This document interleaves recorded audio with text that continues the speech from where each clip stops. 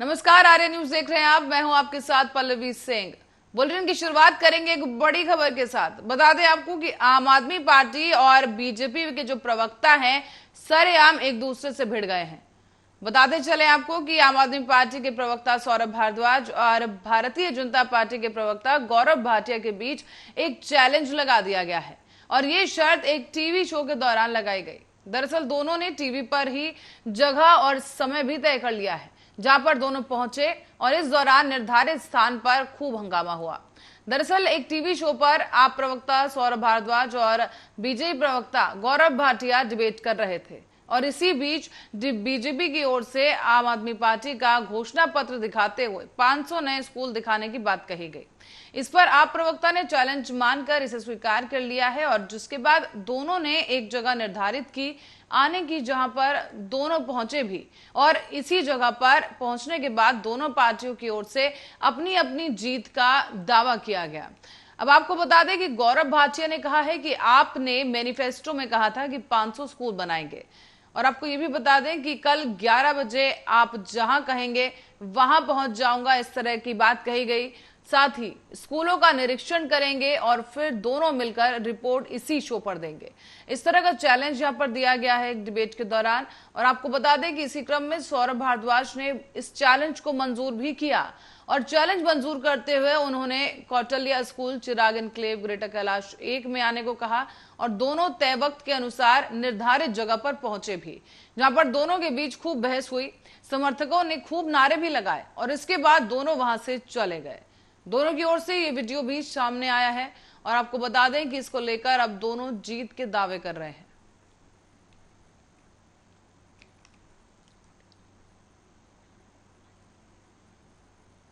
और अब बढ़ते अगली खबर की ओर। खबर चंदौली से है जहां पर सीएम योगी आदित्यनाथ का बाढ़ प्रभावित चंदौली के जनपद का प्रस्तावित दौरा बारिश और अपरिहार्य कारणों के कारण स्थगित कर दिया गया। हालांकि मुख्यमंत्री योगी आदित्यनाथ गाजीपुर से हेलीकॉप्टर से उड़े और बाढ़ प्रभावित इलाके का हवाई सर्वेक्षण करते हुए वो वाराणसी पहुंचे हैं। इस दौरान बलुआ के वाल्मीकि इंटर कॉलेज में आयोजित कार्यक्रम में राज्यसभा सांसद दर्शना सिंह, सैयद राजा से भाजपा विधायक सुशील सिंह, मुगलसराय से भाजपा विधायक रमेश जायसवाल, चकिया से भाजपा विधायक कैलाश खरवार और जिलाधिकारी संजीव सिंह ने बाढ़ प्रभावित ग्रामीणों को राहत सामग्री वितरित की। इस दौरान दर्जनों गांव के जो लोग हैं वहां पर पहुंचे और उन लोगों को राहत सामग्री वितरित की गई है। इस सामग्री में आटा, दाल, तेल, नमक, मसाला, आलू जैसी चीजें शामिल हैं। और आपको ये भी बता दें कि बाढ़ प्रभावित लोग राहत सामग्री पाकर काफी खुश दिखे। इसके लिए उन्होंने सरकार को धन्यवाद दिया। और बताते चले आपको कि वाल्मीकि इंटर कॉलेज बलुआ में सीएम योगी आदित्यनाथ का एक कार्यक्रम प्रस्तावित था जहां पर बाढ़ प्रभावित लोगों में राहत सामग्री वितरित करने के लिए सीएम योगी आदित्यनाथ खुद पहुंचने वाले थे और अधिकारियों के साथ एक बैठक का भी उनका कार्यक्रम था। लेकिन जनप्रतिनिधियों के साथ बाढ़ के हालात की जानकारी उन्हें लेनी थी। हालांकि उनका ये दौरा रद्द करना पड़ा है। और आपको बता दें कि सीएम योगी का कार्यक्रम रद्द होने के कारण इस कार्यक्रम में मौजूद विधायक और सांसद ने सभी ग्रामीणों में राहत सामग्री वितरित की। मुख्यमंत्री जी के द्वारा बाढ़ क्षेत्र में जनपद चंदौली के क्षेत्र के हवाई सर्वेक्षण, जो हमारे बाढ़ पीड़ित हैं उनको राहत सामग्री वितरण का कार्यक्रम प्रस्तावित था और माननीय मुख्यमंत्री जी ने कल ही अल्प समय पर इसको जो है निर्णय लिया था। उसके क्रम में आज जो दौरा था उसमें चूँकि बारिश हुई है और बारिश के कारण माननीय मुख्यमंत्री का दौरा जो है निरस्त हुआ है और माननीय मुख्यमंत्री के द्वारा इसके गाजीपुर से बनारस के दौरान पूरे जितने भी हमारे गांव प्रभावित हैं उनमें गंगा के किनारे हवाई सर्वेक्षण पूर्ण किया गया है और माननीय मुख्यमंत्री के द्वारा ये निर्देश प्राप्त हुआ है कि जो भी हमारे बाढ़ पीड़ित हैं उन पर 24 घंटे। देखिए क्या है कि पूरे देश में बाढ़ का कई प्रदेशों में प्रभावित हुआ है क्षेत्र। हमारे जनपद चंदौली का भी क्षेत्र प्रभावित हुआ है और ख़ास तौर से चकंडिया और शेर राजा का क्षेत्र ज़्यादा प्रभावित हुआ है, जिसका हम लोगों ने आज दिया, पसड्डा, हिमतरगढ़ और फिर नरौली, फिर हम लोगों ने नगवा, मड़वा और फिर कई गाँवों का हम लोगों ने दौरा किया और हमने देखा कि जो लोग प्रभावित हैं अधिकारियों को हम लोगों ने निर्देश दिया जिन किसानों के खेत पानी से डूबे हैं उनके भी शासन में उसकी भी लिस्ट बन करके जाए, उनकी फसल बर्बाद हो गई और साथ में जिनका घरों का प्रभावित हुआ है, जिनके घर गिरे हैं इनके भी घरों को आदरणीय मुख्यमंत्री जी आवास द्वारा उनको आगे आवास मिलेगा। देखिए क्या है कि पूरे देश में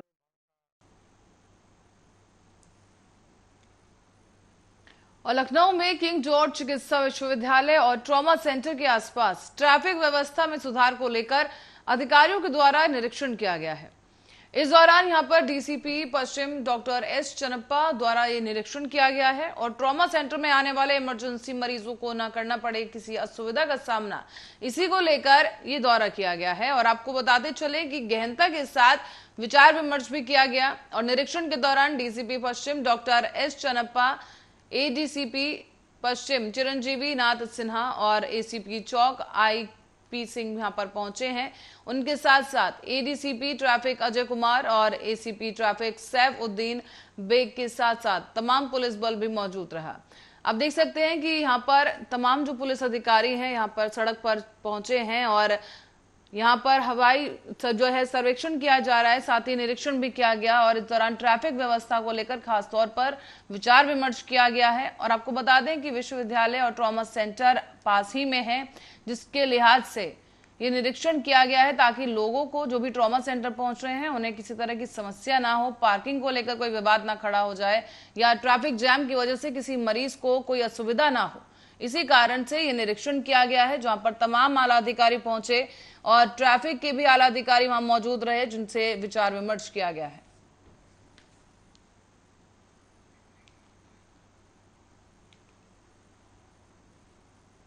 और उत्तर प्रदेश के कन्नौज जिले से एक बड़ी खबर सामने आ रही है। यहां आपको बता दें कि प्राइवेट अस्पताल संचालकों ने एक बार फिर से फर्जी डॉक्टरों से इलाज करवाकर एक महिला और उसके नवजात की जान ले ली है।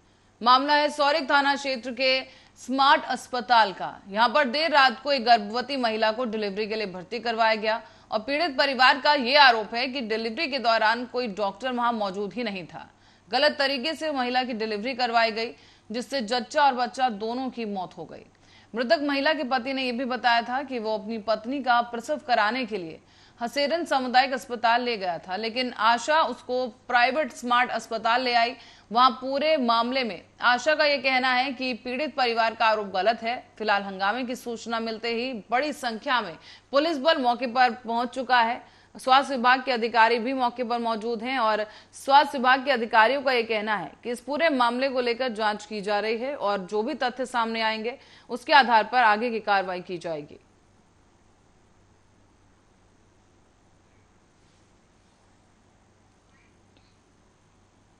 और डीएम कार्यालय पर एक हाई वोल्टेज ड्रामा यहां देखने को मिला है, जहां पर एक दिव्यांग के जहर खाकर पहुंचने का मामला सामने आया। डीएम ने इस पूरे मामले की जांच करवाई है और सीसीटीवी कैमरे की मदद से इस पूरे प्रकरण का खुलासा हुआ है। ये पुष्टि हुई है कि दिव्यांग वहां पर जहर खाकर पहुंचा था। उसकी तबीयत जब वो पहुंचा तो पहले से ही खराब दिखाई दे रही है इस फुटेज में। और आपको ये भी बता दें कि दिव्यांग युवक पहले से ही जहर का सेवन करते हुए डीएम ऑफिस पहुंचा था। आप देख सकते हैं ये जो सीसीटीवी फुटेज सामने आए, यहाँ पर दिव्यांग जमीन पर है, बैठा हुआ है और वो पहले से ही उसकी तबीयत खराब है। इस बीच कुछ अधिकारी वहां पहुंच रहे हैं, उससे उसका हालचाल जानने की कोशिश की जा रही है और उसे उठाने की यहाँ पर कोशिश की गई और सीसीटीवी के कारण ही जो है खुलासा हो पाया है कि जो दिव्यांग डीएम कार्यालय पहुंचा था वो पहले से ही जहर का सेवन करके वहां पहुंचा था। और आपको बता दें कि डीएम की गाड़ी के पास इसने पहले उल्टी की है। सिटी मजिस्ट्रेट ने तत्काल ही सरकारी गाड़ी को मंगवाकर तुरंत इस दिव्यांग को अस्पताल भेजा है। फिलहाल दिव्यांग की हालत स्थिर बताई जा रही है और वो खतरे से बाहर है। इस बीच डीएम प्रवीण कुमार लश्कार ने प्रेस कॉन्फ्रेंस कर इस पूरी घटना की जानकारी दी है। कैंपस के अंदर आते ही फुटेज में दिखाई पड़ा है कि वो अस्वस्थ दिख रहा है और सिटी मजिस्ट्रेट ने दिव्यांग की स्थिति को देखते हुए तुरंत ही उसे अस्पताल पहुंचाने के लिए एम्बुलेंस को भी बुलाया। कहा जा रहा है कि एम्बुलेंस वक्त रहते नहीं पहुंची, उसे विलंब हो रहा था और इसी को देखते हुए एक दूसरी सरकारी गाड़ी वहां पर मंडलीय अस्पताल दूसरी गाड़ी से इस दिव्यांग को भेजा गया है और अस्पताल में डॉक्टर ने जांच में पाया है कि दिव्यांग द्वारा किसी जहरीले पदार्थ का सेवन किया गया है। ये पुष्टि की गई है कि दिव्यांग जहर खाकर पहुंचा है और शुरुआती जांच में यह भी सामने आया कि वो अपनी मौसी के साथ रहता है, जिसकी तलाश करवाई जा रही है। अब दिव्यांग से पूछताछ कर इस हरकत के पीछे का कारण जानने में पुलिस जुटी हुई है। 10:50 पे एक दिव्यांग था और उसकी तबीयत यहाँ पर ख़राब हो रही थी और यहाँ पर कलेक्ट्रेट में उसको जब देखा गया हमारे गार्डों द्वारा तो उसको तत्काल से सरकारी गाड़ी से उसको अस्पताल पहुँचाया गया और इसका इलाज चालू कराया गया। वहाँ पे उसी व्यक्ति द्वारा जो थोड़ा होश में आने पे ये बताया गया है कि उसने कोई पॉइजन लिया है, तो डॉक्टर ने उसका ट्रीटमेंट वहाँ पे शुरू कर दिया और उसकी हालत अभी स्थिर है और उसको अभी वर्तमान में उसकी जो हालत है उसमें सुधार हो रहा है। उसके घर वगैरह का पता लगाया गया तो उसका भाई आया, लेकिन इसमें पता लगा कि वो अपनी मौसी के पास रहता है। गाजीपुर से एक बड़ी खबर इस वक्त की सामने आ रही है जिससे आपको रूबरू करवा दें कि गाजीपुर जनपद में बाढ़ ग्रसित इलाके में नाव हादसा हो गया है। बड़ी खबर इस वक्त की आपको बता रहे हैं, तस्वीरें भी आपको साथ साथ दिखाते चलेंगे। यहाँ पर बाढ़ ग्रसित इलाका है गाजीपुर में, जहां पर नाव के साथ दुर्घटना घटी है और इस दौरान नाव हादसा सेवराई तहसील के अठटा गांव का बताया जा रहा है। इस नाव हादसे के दौरान ग्रामीणों के अनुसार बताया गया है करीब 30 से 35 लोग नाव में सवार थे और जिनमें से 3 से 4 लोग अभी भी लापता बताए जा रहे हैं। दरअसल ये नाव पलट गई है और इसी वजह से करीब 3 से 4 लोग अभी भी लापता बताए जा रहे हैं। हालांकि बाकी लोगों को वहां से बचा लिया गया है। केंद्रीय राज्य मंत्री अन्नपूर्णा देवी ने भी इस पूरी घटना को लेकर दुख जताया है। बड़ी खबर इस वक्त की गाजीपुर से आपको बता रहे हैं, जहां पर एक दुर्घटना हुई है नाव के साथ। आपको बता दें कि बाढ़ ग्रसित इलाका है जहां पर एक जगह से दूसरी जगह जाने के लिए जो ग्रामीण हैं उन्हें नाव का सहारा लेना पड़ रहा है और इसी बीच करीब 30 से 35 लोग इस नाव में सवार थे और नाव कहीं जा रही थी, लेकिन इसी बीच दुर्घटना का शिकार हो गई, नाव पलट गई और यहाँ 3 से 4 लोग अभी भी लापता बताए जा रहे हैं, जबकि बाकी लोगों को सुरक्षित बाहर निकाल लिया गया है।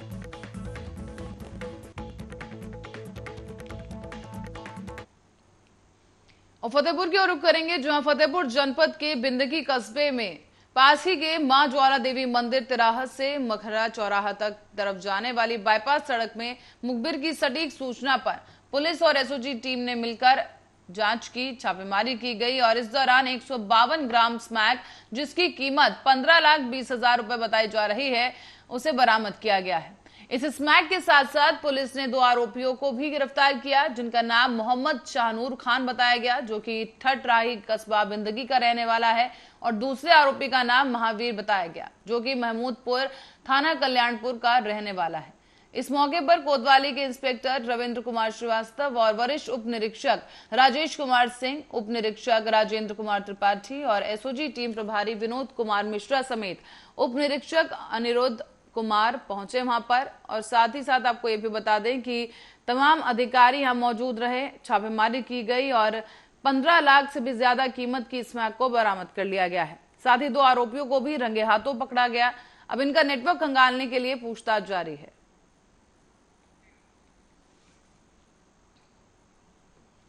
खबर भोपाल से है, जहां आपको बता दें कि अग्निवीर परीक्षा की तैयारी कर रहे उम्मीदवारों को धमकियां मिल रही हैं। मध्य प्रदेश में पीएम मोदी की अग्निवीर भर्ती पर मध्य प्रदेश के अधिकारी भारी पड़ते हुए नजर आ रहे हैं। तो वहीं आपको बता दें कि अधिकारी बिना वजह अग्निवीर उम्मीदवारों को धमकियां दे रहे हैं। इससे जुड़ा एक ऑडियो भी सामने आया है, यहां आपको सुनाएंगे ये ऑडियो कि किस तरीके से इन पर धमकी दी जा रही है।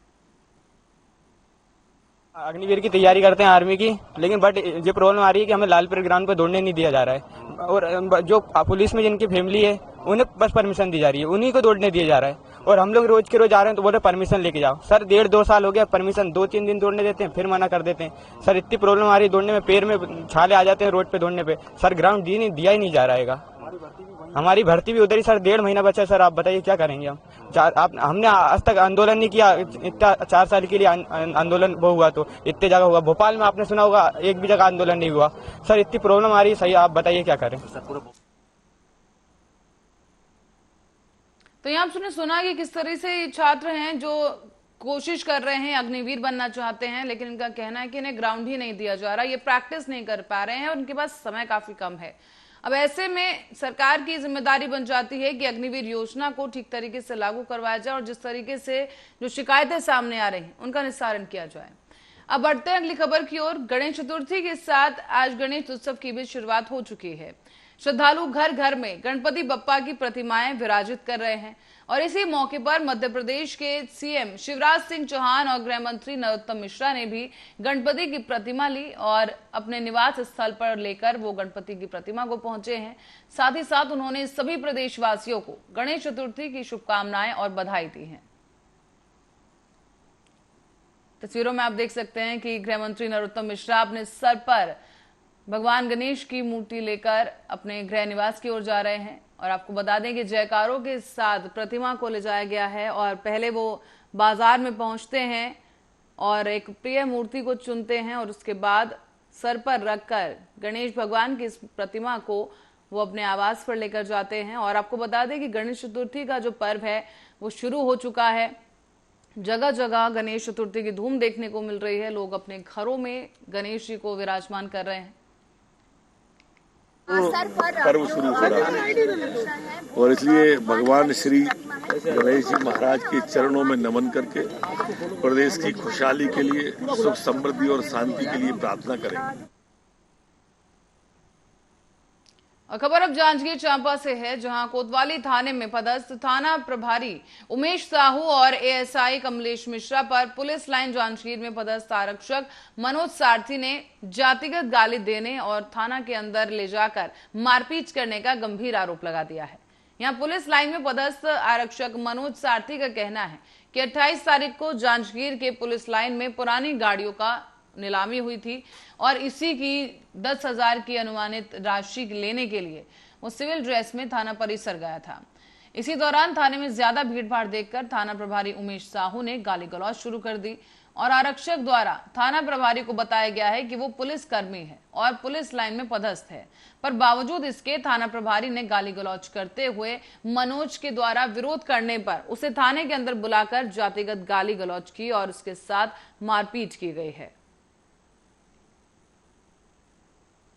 में लाइन में चालक आरक्षक है। देखिए, कुछ गाड़ी की नीलामी हुई थी, उसके लिए अमानत राशि जमा किया था। वो लेने के लिए जैसे ये लिखा है अपने आवेदन में, वो जमानत राशि को लेने के लिए गया हुआ था। तो इसने लिखा है कि वो उमेश साहू टीआई गाली गलौज किए, माँ बहन की गाली दिए। फिर ये बताया कि जैसा ये लिखा है कि मैं नम्र शब्दों में उनसे बोला कि मैं स्टाफ का आदमी हूँ करके।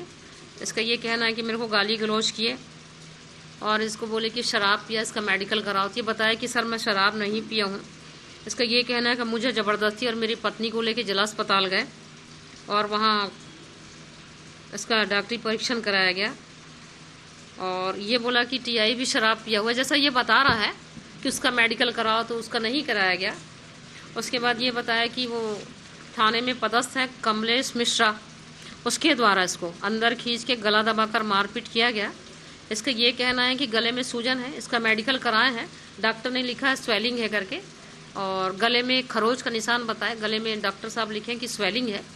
एक्सरे किया गया है और अभी एक्सरे करा के लौटा है और इसका कथन वथन लेंगे सबका और वहाँ कौन कौन थे, उसके बाद जिस तरह से कार्रवाई होगी। आरक्षित केंद्र जांजगीर में चालक आरक्षक मनोज सारथी पदस्थ है। उसके द्वारा थाना अजाक में आवेदन दिया गया है कि कल शाम वह थाना गया था नीलामी की जमानत राशि को लेने, तो उसके साथ थाना प्रभारी के द्वारा जातिगत गाली गलौज किया गया। उसका आवेदन ले लिया गया है, उसको जांच के बाद जैसा तथ्य पाया जाएगा उस पर से कार्रवाई की जाएगी।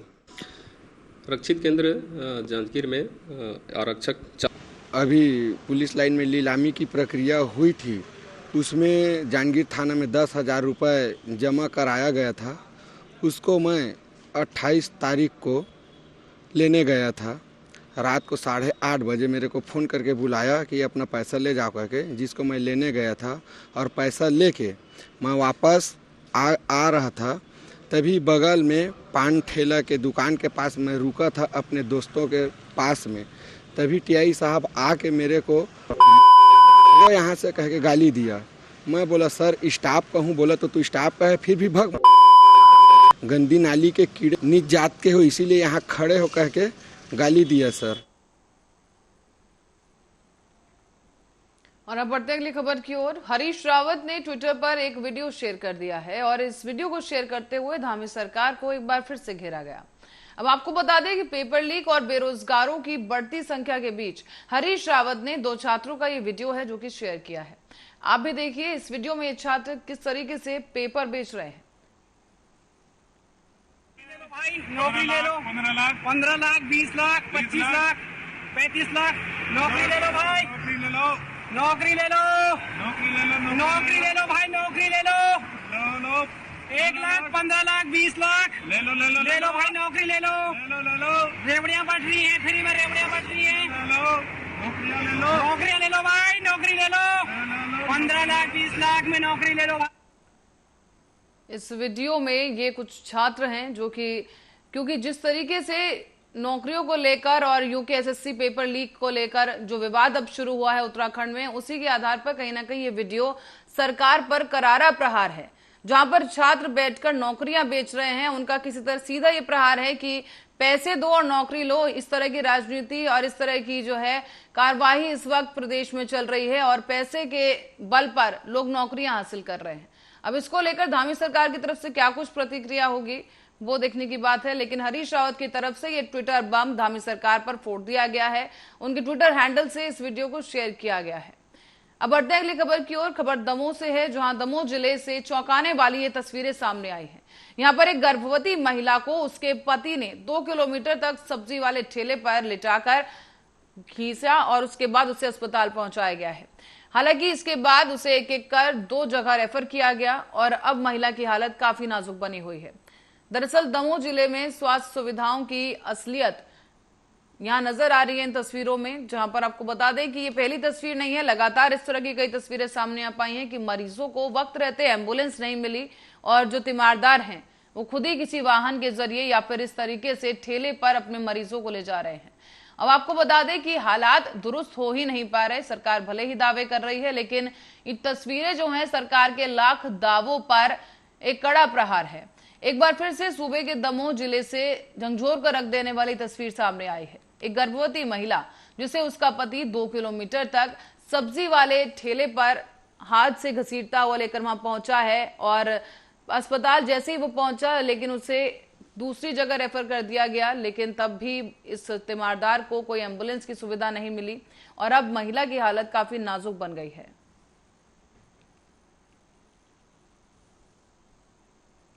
वायरल हुआ है, उसको अभी संज्ञान में लिया है और अभी पता करते हैं कौन सी स्टाफ नर्स की ड्यूटी थी वहाँ पर।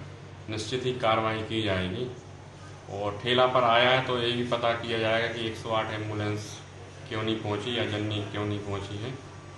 अभी सर महिला की क्या स्थिति है?